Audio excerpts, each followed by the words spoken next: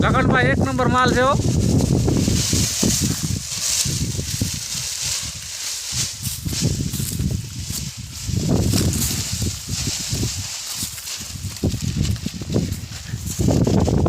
આપણા ભાણેજ છે ભરવા ઠેઠ આણંદથી આવ્યા છે 400 કિલોમીટર કાપીને અહીંયા ચરો ભરવા માટે.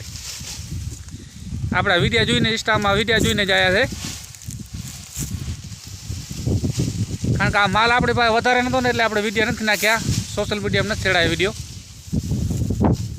ઇન્સ્ટામાં વિડીયો નાખ્યા ભેગો ભાઈબંધોને બધાને ફોન આવવા માંડે. પછી માલ ન હોય ખોટો આપણે કોઈને હેરાન કરવા કોઈ મતલબ નહીં.